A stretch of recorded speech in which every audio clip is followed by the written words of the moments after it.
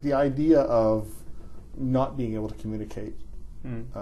Well, I mean, the thing is, there's a couple of different issues. There's the issue of just the alienness of alien languages, that's just kind of an interesting piece of conceptual, candy, But then there's the question of, if you want to take alienness really seriously in science fiction, then there's the question that maybe what we think of as language, what might work as language, is actually doing something quite different in terms of the way it's referring to things. And that's what that Star Trek episode, as I recall, is kind of pointing at, And so, and it's that level that kind of was very interesting to me, rather than just the also interesting but less kind of fundamental level of trying to come up with a plausible and interesting alien language.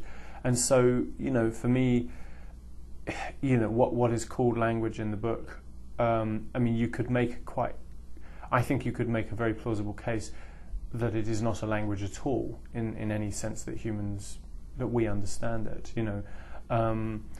and I really like that kind of ridiculously hubristic sort of philosophical investigation as part of a science fictional story.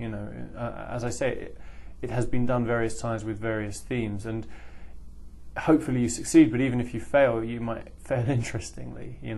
Let's start with the nature of how humans first got to communicate with these aliens, and how it didn't go at first, and then how it went. Well, we're into kind of very mild spoiler territory if anyone really cares about these things. But basically, the idea is that there's a combination of two things that sort of distinguish this alien language. One is that they speak with two voices simultaneously, so they literally speak with a forked tongue. But paradoxically, in terms of that as a cliche for lying, for us, they can't lie. They have no. It's not that they have no conception of lying, but that language to them is a direct reflection of reality. Which means that the way that humans learn to speak to them in the book is a kind of chaos of chance and occasional sort of randomness, whereby they discover that two people who share a very, very common mind, essentially speaking at the same time, can mimic one of these aliens speaking language, and that any other form, like through technology or through synthesized voices, doesn't work. Now, as I say, I think one can probably very kind of plausibly pick holes in that as in any way a realistic depiction of a language. I mean, my job for the book is to make it plausible from page 1 to the last page. I'm not for a moment suggesting that this could exist or that this is how aliens would speak, any more than H.G. Wells was suggesting you could get to the moon by painting a sphere with magic paint. But for the length of the book, these kind of extremely exaggerated ideas, I hope, can kind of make for a really interesting backdrop for the story. The central character is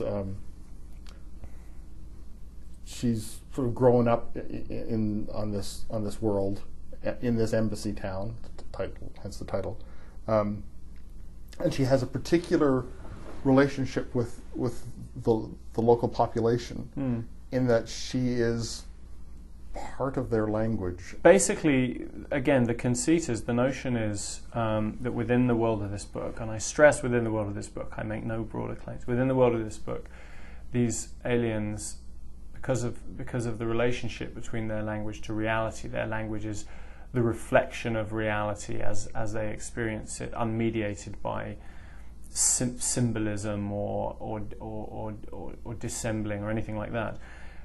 But sometimes they have this kind of nebulous, ghostly sense that they want to express something they don't quite have the words for. And this is, in English, in human languages in general, what we do is we use similes. We say this is like this, this situation is like the following, and we make an argument as to why it's like that, and they also want to do this sometimes, but they can't say that anything is like anything else unless they have experienced the thing that it is like, the referent, because it doesn't exist in their language if it hasn't existed to them. And so in some very confused way that is unclear, because these are alien beings, they want to express a concept that some of them decide is, will be like a certain situation, so they have to have that situation acted out. And that's this protagonist basically going into a ruined restaurant, and some kind of ritual is performed on and around her, which